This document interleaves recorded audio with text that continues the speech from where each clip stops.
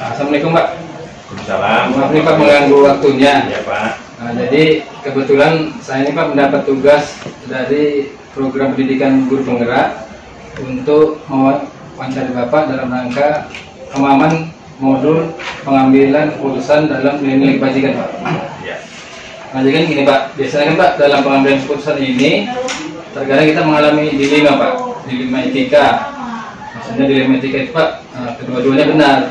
Misalkan nih Pak, ada guru yang mengikuti diklat Pak dari pemerintah dan pelatihan, tentu dia kan akan meninggalkan tugas kewajibannya di kelas. Ya, tentu juga dia kan ingin mengembangkan dirinya untuk meningkatkan kompetensinya. Itu kan kalau Bapak izinkan dia ikuti diklat, tentu kan benar Pak. Ya, kalaupun tidak Bapak izinkan kan tentu benar juga, karena dia harus memenuhi tugasnya. Itulah maksudnya Pak, dilema etika Pak. Benar-benar keputusan itu ada dua Pak. Nah jadi Pak yang mau saya tanyakan, selama ini Pak, bagaimana kira-kira Bapak mengidentifikasi kasus-kasus yang merupakan dilema etika Pak di sekolah ini? Ya, di SMA Negeri 2 Kisaran saya sebagai kepala sekolah, ya, Haji Sarudin Lubis, yang surat-surat sana memang satu sisi guru tersebut ya dia mau meningkatkan karir, dan juga itu tugas program pemerintah, pelatihan yang resmi. Jadi yang itu kalau sepanjang ada surat dan jelas tempatnya ya kita berikan, dengan catatan guru tersebut meninggalkan bahan di kelas, dan kemudian nanti diawasi oleh guru piket. Kita kan ada guru piket di SMA Negeri 2 Kisaran, itulah mengawasi selama guru tersebut ya melaksanakan kegiatan bintek misalnya di Medan. Selama ini Pak, bagaimana Bapak menjalankan pengambilan keputusan di sekolah ini, terutama untuk kasus-kasus yang dilema etika? Apakah ada contoh kasus yang lain yang Bapak hadapi dalam menghadapi kasus dilema etika seperti kasus tadi Pak? Ada nggak kasus yang lain Pak? Di kasus-kasus yang lain misalkan guru sakit. Nah, kalau guru Iya. sakit ya dia kita termasuk berusaha ya dia berusaha meninggalkan bahan. Ya kalau guru yang sakit ini kan suatu yang tidak kita minta ini. Semua kan manusia tidak tahu.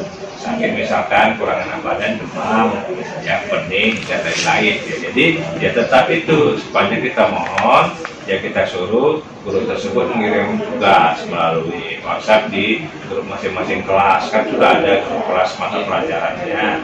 Jadi itu yang bisa lakukan, kemudian diawasi oleh guru piket selama jam tersebut guru tersebut yang mengalami sakit. Kemudian Pak, langkah-langkah atau prosedur seperti apa yang biasanya Bapak lakukan selama ini Pak? Ya prosedurnya ya guru kalau sakit membuat surat, Ada surat izin kepala sekolah. Tapi kalau yang namanya sakitnya mendadak, yang ini kan ya itu memberikan melalui telepon atau melalui WhatsApp, mengirimkan informasi ke kepala sekolah, ke wakil atau guru ya piket. Nah inilah memang prosedur yang kita lakukan. Atau kalau memang sakitnya ya begitu panjang, ya itu kan ada surat dari keterangan rumah sakit atau dari dokter, itulah sebagai pegangan kita. Jadi semua itu berjalan ya sesuai dengan program, dan guru pun tidak mau sakit dan siswa tidak dirugikan. Itulah mungkin nanti setelah guru sembuh bisa memperdalam materi-materi ataupun ada hal siswa yang belum bisa dikuasai ditanyakan pada saat masuk jam pelajaran. Berarti harus ada surat pemberitahuan ya Pak? Seperti Ya. kalau yang guru ikut diklat tadi, Jika ada surat tugas. Surat tugasnya Pak tadi. Ya, kita berikan surat tugas biasanya dari Dinas Pendidikan Provinsi, Kepala Dinas Pendidikan, atau dari Kepala Cabang Dinas Pendidikan secara, atau yang lain-lain yang sifatnya kadang dari kementerian juga ada tugas guru ya untuk melaksanakan bintek keluar, baik misalkan guru komputer, kadang ya guru matematika dan lain sebagainya. Oke Pak. Ya. Hal-hal apa saja Pak yang selama ini Bapak anggap efektif dalam pengambilan keputusan pada kasus dilema tadi Pak? Ya, hal yang tadi sebenarnya ini kan bukan yang fatal, nggak ada dia itu fatalnya, dia kan hanya ya seperti tadi karena sebab-sebab pelatihan, ya dan kemudian karena sakit. Lain hal kalau guru melanggarkan peraturan itu aturannya, ya ada peraturan nomor 94 tentang disiplin PNS. Jadi itu situ udah jelas aturannya ASN tadi. Ya, jadi ini masalahnya kan karena tugas dan karena suatu hal yang tidak diinginkan terjadi pada guru tersebut. Ya, Pak. Ya. Selama ini Pak, hal-hal yang menjadi tantangan Bapak dalam mengambil keputusan ini kira-kira apa ya menjadi tantangan Bapak? Apakah ada yang berat atau gitu Pak? Tantangan kita ya kita sebenarnya tantangan itu ya kita hanya mengawasi piket melaksanakan tugas itu di depan siswa. Hanya siswa ini kan selama jam berlangsung itu kan itu yang kita jaga, hal-hal di dalam kelas ya dan lain, mudah-mudahan aman, tidak ada yang terjadi. Hanya mengawasi siswa selama jam itu gitu ya, itu aja tantangannya siswa ini ya. Dalam belajar tentu dia kan seharusnya materinya ini sudah semangat, tapi gurunya kesakit atau pelatihan itu tadi kan berbeda dia dengan guru ya yang hadir dengan tidak hadir, itu aja. Kalau yang hadir tidak ada yang fatal itu, karena kan nanti dia udah sembuh tugas lagi, kemudian juga udah siap pelatihan kan kembali. Nah, di situ dia pelanggarannya nggak ada, termasuk pelanggaran itu masalah tidak melaksanakan tugasnya itu karena suatu hal ya tugas negara atau memang karena sakit. Pak, bagaimana Pak?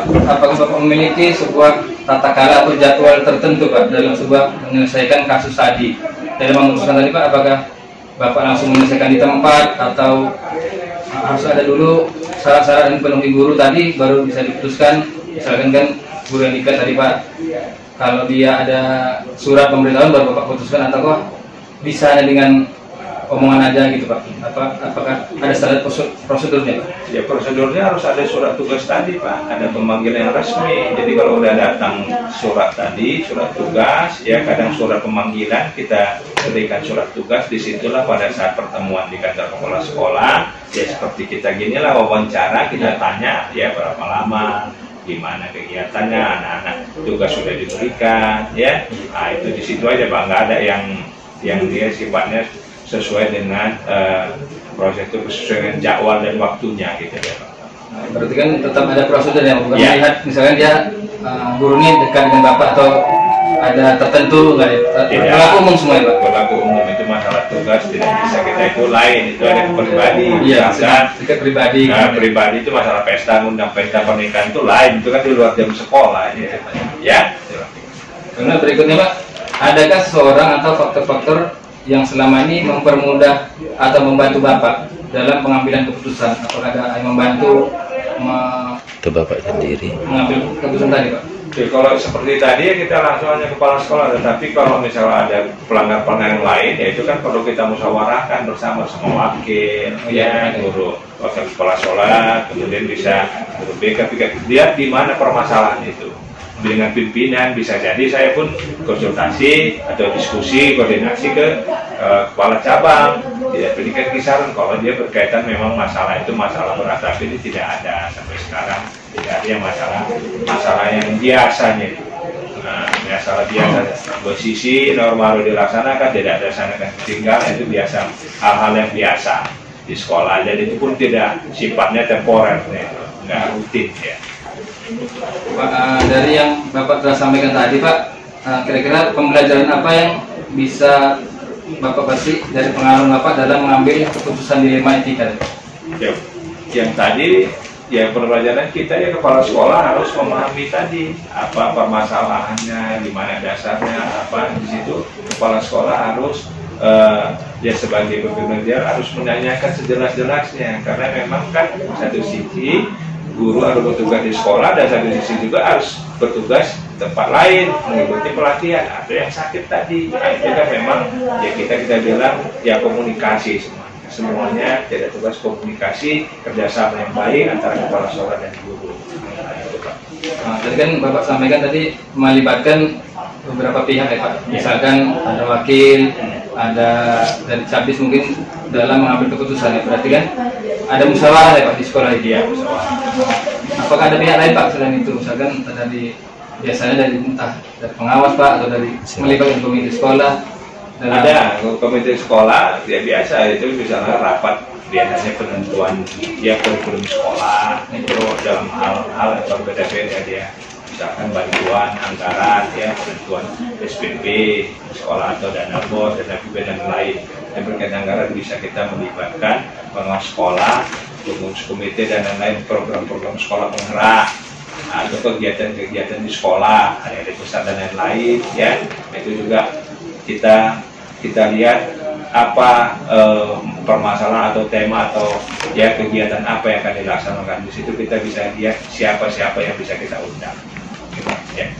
Berarti tadi Pak saya lihat kan Pak tadi ada berbasis peraturan berarti Pak tadi Pak ya. Harus ada aturan yang mengikat yang tegas untuk memutuskan tadi Pak ya. Nah kemudian ada juga Bapak lihat saya lihat tadi ada rasa peduli terhadap guru tadi Pak tentang kalau dia sakit kan tentu dia membutuhkan waktu istirahat untuk dia di kelas dia membutuhkan untuk meningkatkan kompetensi guru tersebut.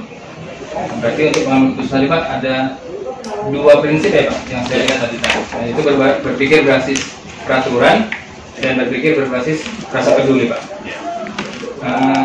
Setelah diputuskan Pak kira-kira untuk kasus yang lain ada nggak kira-kira refleksi yang dilakukan Pak? Apakah dalam waktu dievaluasi ada kebijakan tertentu yang dievaluasi?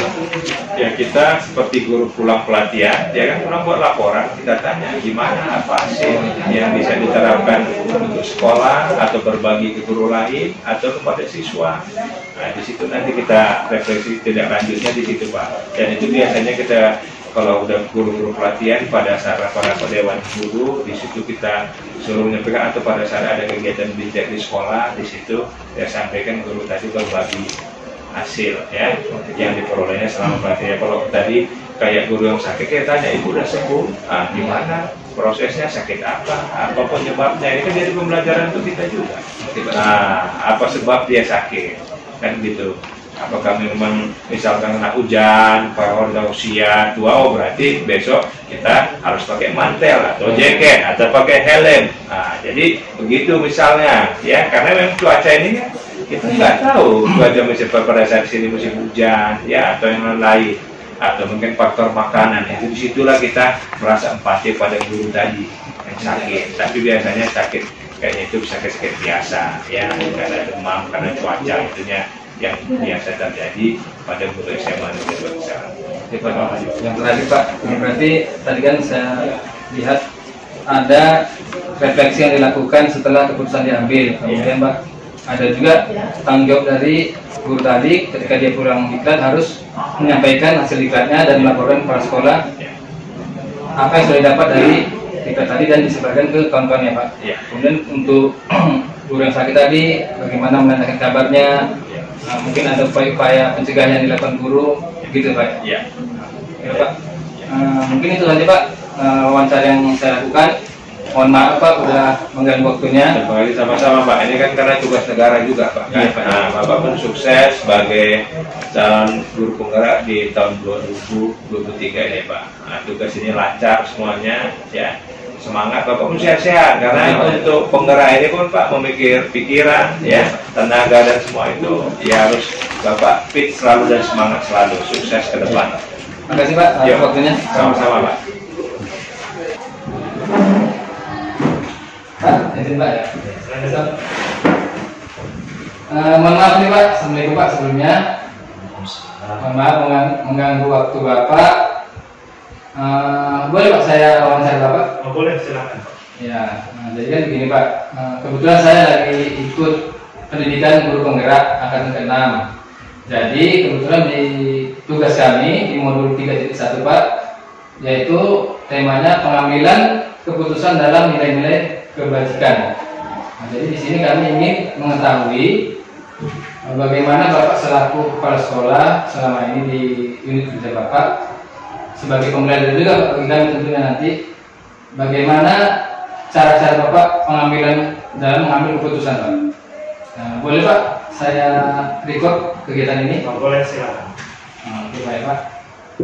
Nah jadi Pak ini nanti ada beberapa pertanyaan yang saya ingin jawab yang saya ingin tanya kepada Bapak. Ya, ini sifatnya Pak tidak ada rekayasa Pak, maksudnya ya kita sesuai aja sesuai apa yang terjadi. Tujuannya Pak agar kami ini belajar bagaimana ketika kami nanti menjadi seorang pemimpin. Nah, selama ini Pak, bagaimana Bapak dapat mengidentifikasi kasus-kasus yang merupakan dilema etika? Nah, baik, saya sebagai kepala sekolah tentu menemukan berbagai kasus-kasus ya, atau masalah-masalah yang saya temukan di lapangan, tentu berkenaan dengan dilema-dilema tentang kebajikan.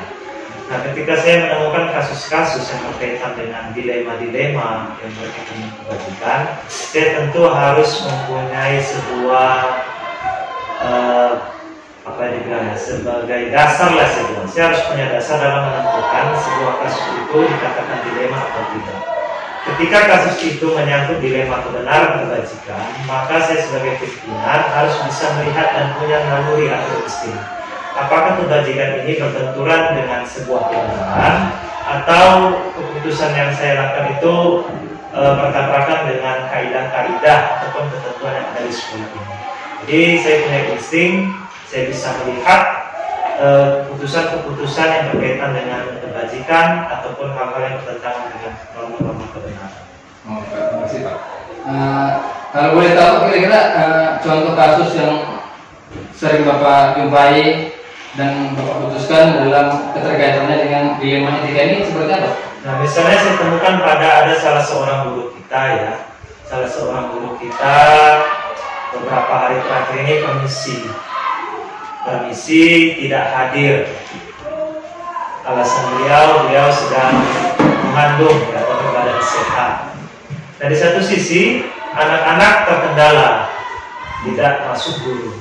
Maka saya sebagai kepala sekolah harus mengambil sebuah sikap dan kebijakan yang berkenaan dengan peraturan yang ada di sekolah dan memberi izin permisi kepada guru saya. Ketika guru saya sedang mengandung ini ya berhalangan hadir, saya beri izin beliau untuk tidak dapat hadir dengan catatan beliau menghubungi kepada petugas piket atau guru pengganti selama beliau tidak dapat melaksanakan tugas dalam menjalankan proses KBM.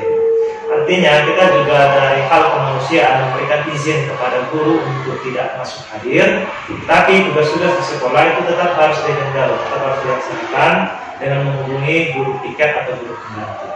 Jadi tidak ada yang dirugikan. Oke Pak. Selama ini Pak, ada nggak langkah-langkah atau prosedur seperti apa yang biasa Bapak lakukan selama ini Pak dalam menyikapi atau cara mengambil keputusan dari Pak? Apakah ada kriteria yang tertentu atau bagaimana membuat di sekolah ini Pak? Nah, ketika saya membuat sebuah keputusan, tentu saya melakukan berbagai pertimbangan-pertimbangan. Misalnya kalau keputusan yang bersifat strategis, itu saya melibatkan para pemangku kepentingan yang ada di sekolah seperti pihak komite, kemudian majelis dikdasmen, dewan guru, kemudian tata usaha, kemudian dengan wakil kepala sekolah.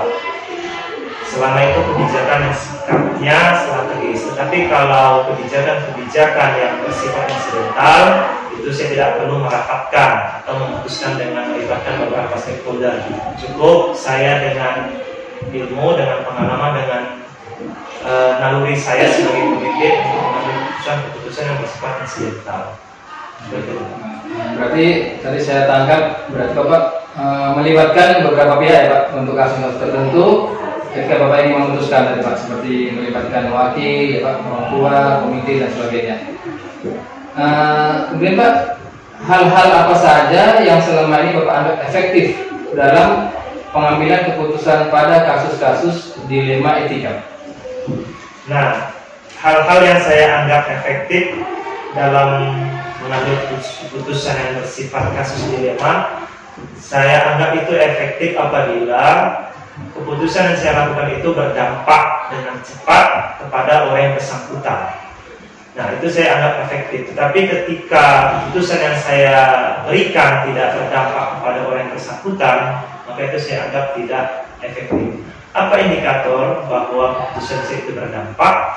Indikatornya adalah tatkala ketika keputusan saya berikan itu tidak mengganggu tugas sekolah maupun tidak merugikan dari guru yang bersangkutan.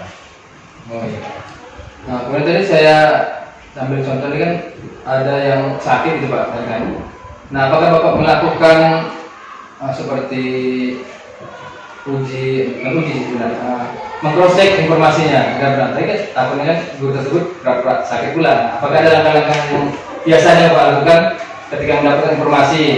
Apakah langsung Bapak percaya atau Bapak sebelumnya melakukan cross-check kembali? Baik, untuk kasus yang saya sampaikan tadi ya, guru kita yang sedang berbadan sehat atau sedang hamil itu beliau melampirkan surat keterangan dari bidan bahwa beliau hamil.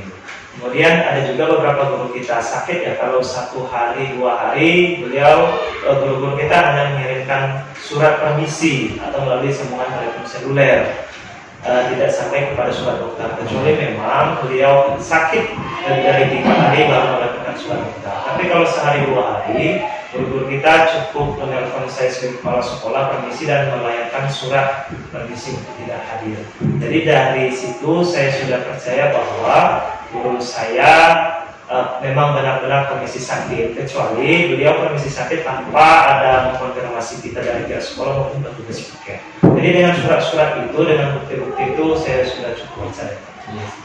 Maksudnya nggak hanya sakit, bahkan kan ada izin, ada urusan keluarga. Nah itu yang kadang informasinya mau juga sih terkadang dengan. Kalau urusan keluarga memang dilema ya. Terkadang ada Pak permisi ya, ada meninggal tetangga. Nah kalau seperti ini menurut saya hampir tidak saya beri izin ya. Kalau meninggal itu nanti kan urusan takziah ya, melahir itu bisa pulang sekolah atau malamnya gitu. Jangan sampai tugas-tugas kita sebagai guru di sekolah untuk mengelola pembelajaran di kelas itu terbengkalai. Jadi dirugikan anak-anak. Jadi kalau masalah keluarga seperti pesta ya, kemudian urusan meninggal hanya tetangga dan kerabat itu tidak saya beri izin. Itu nanti bisa dilakukan setelah pulang sekolah. Oke Pak ya, terima kasih Pak. Kemudian Pak, masalah apa saja yang selama ini menjadi tantangan bagi Bapak sendiri selaku kepala sekolah? Kira-kira tantangannya apa sih kalau saya memutuskan suatu perkara yang terkait dengan dilema etika Pak? Baik, tantangan terbesar bagi saya dalam memutuskan dilema etika ini, satu sisi memang ada seperti kawan dekat, kemudian ada keterikatan emosional, kemudian orang dekat kita, kemudian di sini kita ya wakil kepala sekolah yang ketua cabang, ya kadang beliau permisi untuk urusan-urusan persyarikatan juga. Di satu sisi beliau juga ada jam di sekolah. Nah di situ kan ada faktor dari atasan kita, kemudian ada teman-teman dekat ya, teman dekat kita, loyalis kita lah sih yang permisi, sehingga jadi dilema memang kalau kita menegakkan aturan sama dengan semua aturan Pak ya. Jadi terkadang kita ada mengalami kesulitan. Berarti itu Pak, tadi kalau dalam teorinya Pak ada rasa individu lawan kelompok gitu ya Pak. Nah, kita mungkin di satu sisi terhadap pribadi tadi mungkin karena di perserikatan ya Pak, itu mungkin ya ke versusnya terjadi ada seperti ya rasa kurang nyaman gitu Pak. Nah, kemudian Pak, adakah seseorang Pak atau faktor-faktor apa yang selama ini mempermudah atau membantu Bapak dalam pengambilan keputusan tadi yang jadi dilema bagi Bapak? Nah, ada orang ya yang selalu saya libatkan dalam mengambil keputusan yang berbenturan dengan keputusan dilema bagi saya, yaitu Ketua Majelis Dasmen DCM Sentang ya. Beliau pimpinan tertinggi kami di persyarikatan ya, yang menanggung jawab masalah bidang pendidikan usaha di sini. Jadi setiap saya ada mengambil keputusan yang dilema menurut saya itu harus segera saya putuskan, maka saya tetap melibatkan beliau sebagai orang yang dituakan di persyarikatan, kemudian beliau juga sebagai penanggung jawab dari usaha Muhammadiyah di sekolah ini. Jadi saya tetap melibatkan unsur orang pimpinan tertinggi di kedudukan saya sebagai kepala sekolah. Jadi tetap melakukan koordinasi Pak ya dengan pimpinan, mungkin pimpinan Muhammadiyahnya, juga melibatkan rekan-rekan guru Pak ya. Oke Pak, kemudian Pak, kira-kira dari hasil semua yang telah Bapak sampaikan, pembelajaran apa Pak yang dapat Bapak petik dari pengalaman Bapak ini selama menjadi kepala sekolah sini? Kan itu kan sudah banyak dilema-dilema yang Bapak hadapi dalam menghadapi kasus seperti ini, kemudian dalam memutuskan, kira-kira sebagai pembelajaran ke depannya nanti saya kira-kira seperti apa gitu Pak? Ya baik, pembelajaran yang bisa dipetik ya dalam pimpinan saya sebagai kepala sekolah dalam memutuskan sebuah kasus-kasus dilema ini, bahwa yang paling utama yang harus kita patuhi adalah konstitusi. Dalam hal ini kesepakatan-kesepakatan yang sudah dibangun. Kesepakatan-kesepakatan itu yang harus paling kita laksanakan, harus kita junjung tinggi. Ketika kesepakatan itu, keputusan itu sudah kita tetapkan, maka apapun bentuk cerita dan alasannya itu tidak bisa menjadi sebagai alasan untuk premis tidak hadir atau untuk melakukan hal-hal yang berkenaan dengan tidak masuk dalam proses pembelajaran. Jadi kalau dalam rapat kita sudah menentukan sebuah sikap, sebuah kebijakan, maka itu tidak dapat dibantah oleh siapapun. Jadi yang paling penting bahwa kita harus konsisten terhadap sebuah keputusan yang sudah kita sepakati bersama. Jadi paling penting kita harus membuat sebuah kesepakatan dan itu tidak boleh dilanggar oleh siapapun. Ketika itu dilanggar, maka orang yang melanggar mau sendiri karena kesepakatan yang dibuat sudah dilanggar ya, tidak ditaati secara bersama. Jadi kita punya konstitusi tertinggi yang dibuat secara bersama dari pihak sekolah dan dewan. Berarti kita harus warga ini sekolah harus komit ya Pak dengan peraturan yang sudah dibuat, harus sepakat lah agar visi misi sekolah kita ini, sekolah Bapak yang dipimpin maju ya Pak. Ya, jadi kalau seperti itu tidak ada like dan dislike, suka tak suka, benci, segan-segan itu sudah tidak ada lagi karena kita berdasarkan peraturan yang sudah disepakati. Yang terakhir Pak, kira-kira refleksi yang Bapak buat, tentu kan kita sebagai manusia juga harus melakukan refleksi ya Pak terhadap apa yang kita buat. Jadi ada nggak refleksi yang Bapak buat terhadap peraturan yang Bapak tetapkan, yang sudah Bapak putuskan? Apakah itu ada berkala atau bagaimana Pak? Bapak penjelasannya. Baik, sebagai kegiatan refleksi dalam saya pengambilan keputusan dilema ini, di awal-awal ya saya merasa bahwa murid itu segala-galanya, murid prioritas, semua harus berpihak kepada murid. Sampai apapun alasan guru, terkadang saya menutup mata, itu di awal-awal. Tapi seiring berjalannya waktu, kita manusia hidup sosial, dan kita punya banyak masalah. Ya, jadi nilai-nilai kemanusiaan itu, nilai-nilai moralitas itu jangan sampai menutup mata kita dalam melaksanakan tugas. Nah, jadi refleksi saya bahwa ketika ada kepentingan guru ya yang dibenarkan dengan tugas, maka kita harus sama-sama bisa menyelamatkan keduanya. Tidak mengabaikan siswa dan tidak menzalimi lah bahasa kita, atau tidak memberi nilai-nilai kemanusiaan kepada guru kita. Jadi di awal-awal saya menutup mata, tidak ada istilah permisi, tidak ada istilah apapun itu. Yang penting adalah murid masuk diajari. Tapi setelah berjalan waktu, ya saya menjalani bahwa hidup ini tidak sendiri. Kita punya banyak masalah, punya keluarga yang harus bisa kita selesaikan juga masalah itu. Jadi kita tidak boleh ego juga sebagai pimpinan terhadap keadaan guru kita, sebagai manusia juga ya, sebagai manusia keluarga, sebagai manusia sosial, juga dalam melaksanakan tugas-tugas. Jadi harus seimbang ya, antara tugas sebagai guru dengan tugas-tugas guru sebagai peran dia di masyarakat dan di keluarga. Jadi harus diseimbangkan peran itu Pak. Oke Pak, terima kasih lah Pak. Sudah banyak ini saya dapat pelajaran dari Bapak tentang bagaimana sih cara menentukan pengambilan keputusan ini Pak. Karena memang sebagai manusia sulit memang Pak, karena kita mengandalkan emosional kita dan pikiran kita.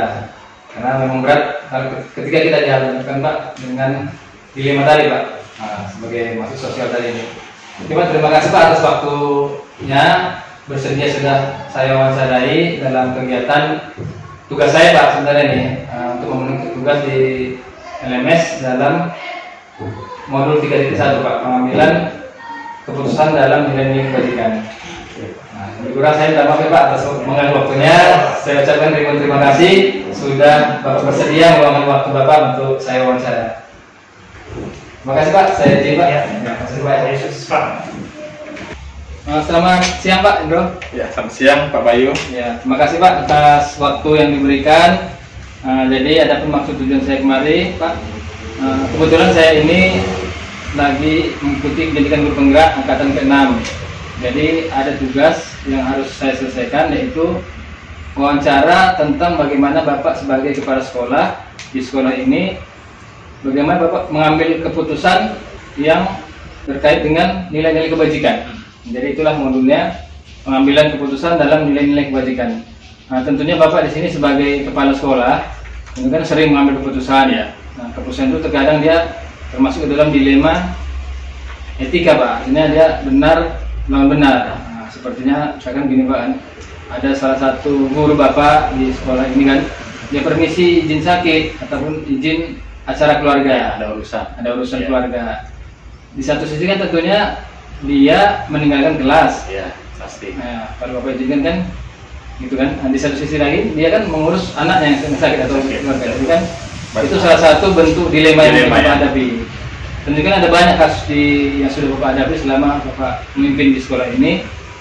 Nah, kira-kira Pak yang mau saya tanyakan, selama ini Pak, bagaimana kira-kira Bapak dapat mengidentifikasi kasus-kasus yang Bapak hadapi ini, apakah merupakan dilema etika atau bukan Pak? Baik, mungkin selama ini yang saya hadapi adalah sering terjadi ya kalau yang kata dilema tadi kan. Terkadang kita sebagai pimpinan itu harus bijak menyikapi persoalan dari sekolah, karena memang tentu saja kita harus tarik ulur terhadap keputusan yang kita buat. Kita tidak bisa serta-merta karena kita pimpinan kita secara frontal membahaskan kalau ada adalah akad. Harus ada memang komunikasi yang baik yang kita sampaikan kepada guru kita. Nah, memang yang kita alami selama ini itu tadi, ketika ada dua hal yang memang dua itu baik gitu. Nah, dua itu benar, dan itu terkadang kita harus memilih opsi yang mana gitu kan. Karena memang saya contoh juga guru saya kemarin ada yang CGB juga kan, Ibu Irma Nasution, guru agama. Beliau kan kegiatan itu padat gitu kan. Dan memang kegiatan semacam lokal karya atau bimbingan terpadu itu memang pas jam belajar gitu kan. Nah, ini kan tentu harus disiasati gitu kan. Dan memang saya sampaikan kepada beliau bagaimana yang penting materi ataupun anak-anak itu tidak terkendala gitu dalam kegiatan belajar mengajar. Artinya memang sudah kita posisikan, sudah kita komunikasikan awal, ya silakan saja mengikuti kegiatan sepanjang itu memang untuk membantu kompetensi dan juga pemahaman terkait dengan hal-hal baru seperti itu. Tapi di sisi lain juga jangan nanti anak dikorbankan seperti itu. Ya itu pandai-pandai lah. Apakah beliau mengkomunikasikan dengan teman-teman sesama guru untuk menggantikan atau bagaimana teknisnya seperti apa gitu kan.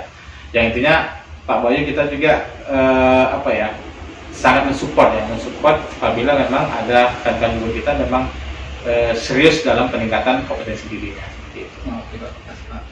Berikutnya Pak, mungkin Pak selama ini bagaimana Bapak menjalankan pengambilan keputusan di sekolah ini Pak, terutama untuk kasus-kasus di mana terkadang ada dua kepentingan yang sama-sama benar. Tentu kan banyak Pak mungkin yang sudah Bapak hadapi. Nah, bagaimana Bapak dalam menjalankan tadi Pak mengambil keputusan? Oke, memang kalau dalam pengambilan keputusan tuh saya senantiasa berkomunikasi dengan guru gitu kan. Jadi tidak semata-mata itu memang keputusan secara diri sendiri, tapi juga saya melibatkan guru senior gitu. Dan kemudian di sini juga ada satu guru senior yang itu sering saya minta pendapatnya gitu kan. Karena memang sebagai kepala efektif itu kan nggak semuanya kita cover gitu. Kita bisa ambil alih gitu kan. Tentunya kita ada pendelegasian juga terkait dengan hal tadi. Keputusan apapun itu terkadang saya ambil bicara dengan guru-guru yang ada di sini gitu. Berarti Bapak menjalin kerjasama atau komunikasi atau koordinasi dengan warga sekolah ya Pak? Iya, warga sekolah, stakeholder sekolah. Iya, harusnya. Kemudian Pak, langkah-langkahnya ada atau langkah-langkah atau prosedur seperti apa yang biasanya Bapak lakukan selama ini? biasa kan ketika ada terkait dengan pembahasan apapun itu kita setiap minggu ada rapat rutin Pak. Nah, apakah biasa kan kalau kami lah seperti tadi kan kita rapat ke-3S kepala sekolah, itu kan ada hal-hal yang berkembang ya, isu terkait dengan perkembangan pendidikan yang ada di Kisahan Barat ini khususnya gitu kan. Nah, hal-hal yang tadi itu nanti langsung saya sampaikan gitu kan kepada mereka apa-apa saja, dan itu menjadi info-info terbaru kepada mereka. Jadi dari situ nanti ada semacam urung rembuk seperti itu. Nah, jadi contoh seperti ini kan, ada perintah ASAN tuh ada buat yang namanya program Bulira. Bulira itu budaya, literasi, numerasi, dan karakter. Nah, jadi diharapkan oleh dinas itu bahwasannya setiap sekolah itu menggalakkan program ini. Jadi dari Senin sampai Sabtu itu ada kegiatan literasi yang dilakukan sebelum pembelajaran gitu kan. Nah, apakah nanti dikemas dalam sebelum belajar atau nanti dalam kelas seperti itu. Dan ini kemarin kami baru rapat, sudah sampaikan kepada kawan-kawan guru, ini formnya seperti apa. Artinya biar mereka mengemas, karena kan kalau dari saya saja nanti kesannya kan otoriter.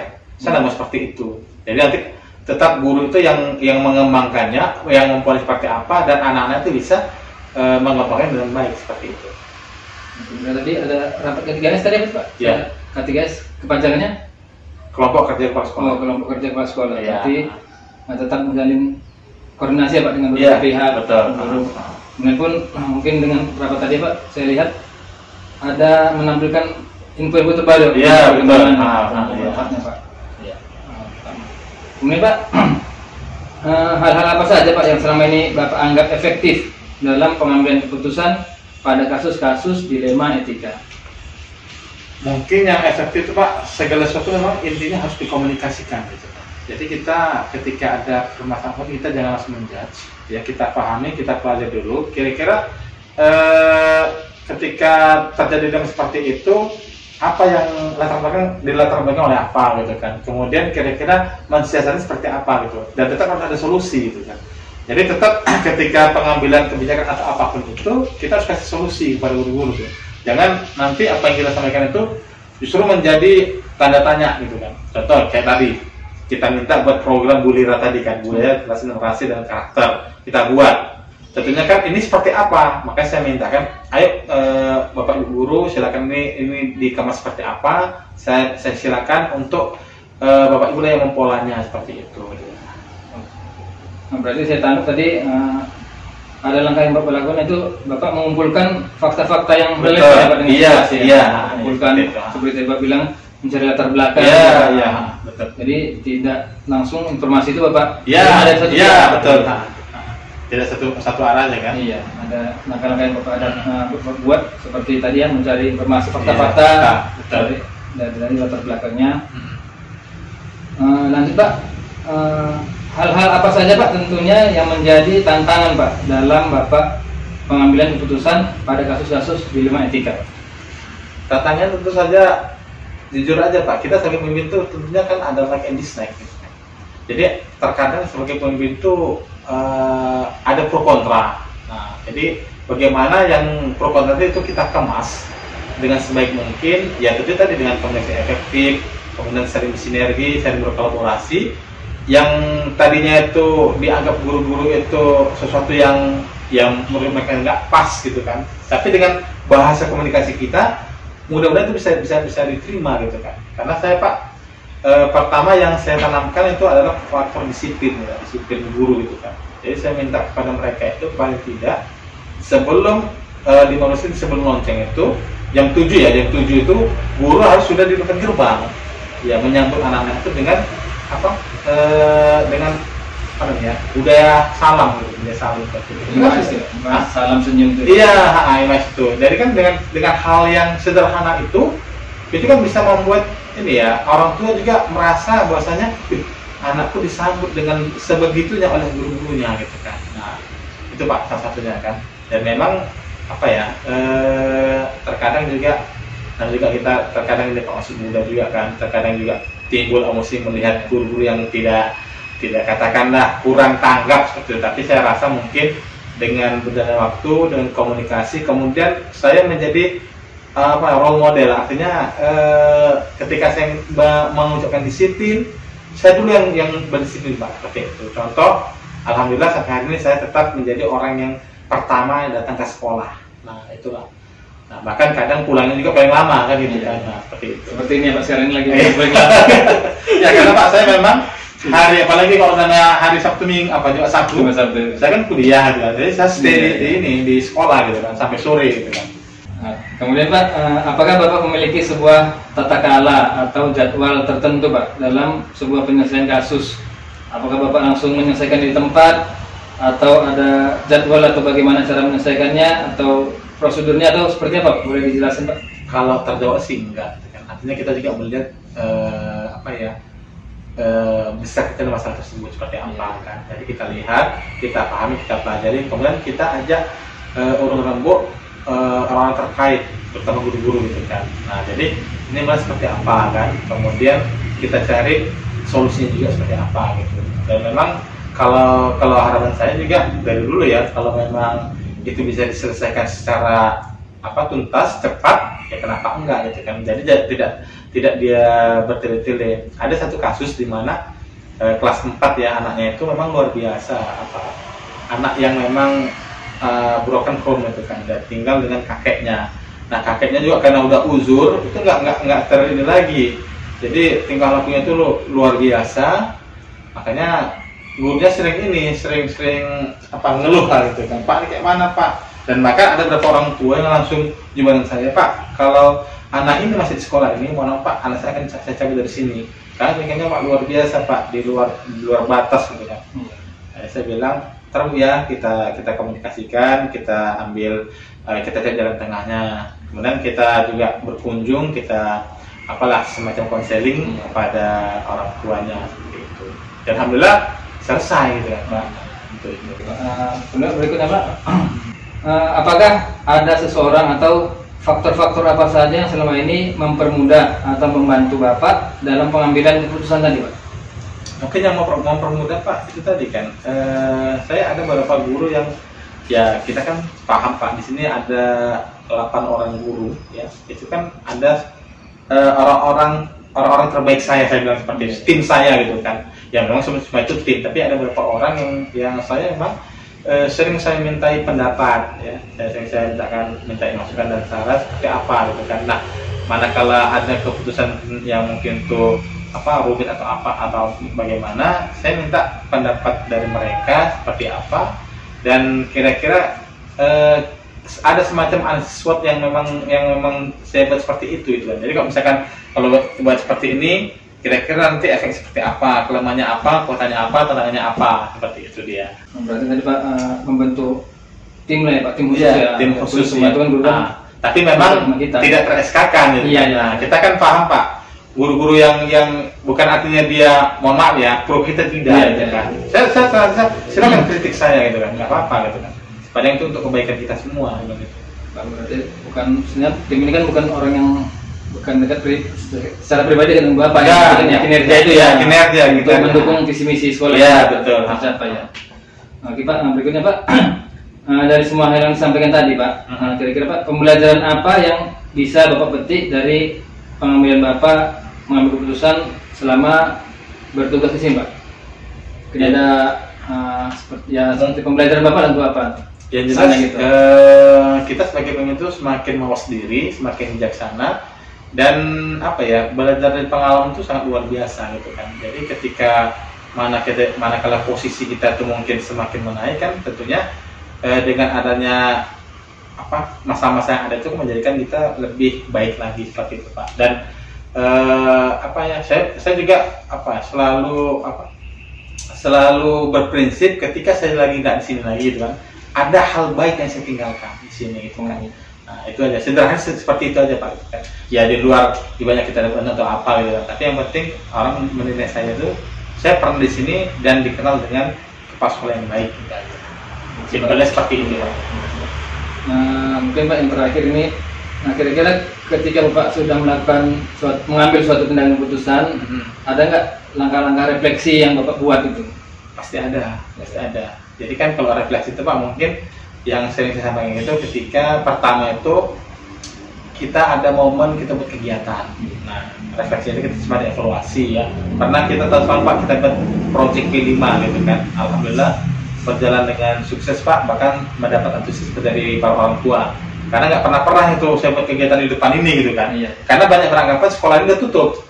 Nah, karena kan dilihatnya nggak ada kehidupan gitu kan. Nah, jadi ketika saya buat itu orang begitu lewat mereka berhenti.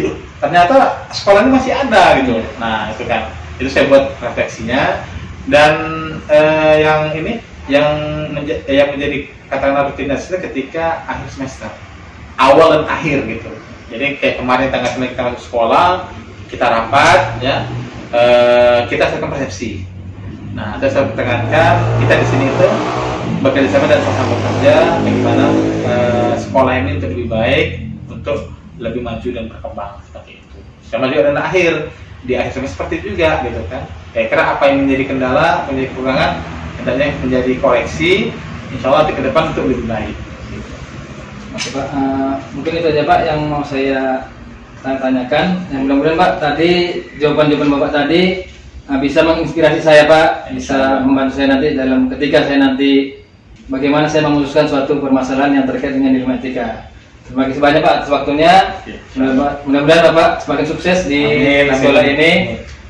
Oke Pak, karena waktu sudah siang ini saya izin pamit. Terima kasih sebelumnya Pak sudah memberi saya kesempatan untuk mewawancari Bapak dan mengganggu sudah waktu Bapak yang beristirahat. Terima kasih Pak. Oke. Assalamualaikum Pak. Waalaikumsalam.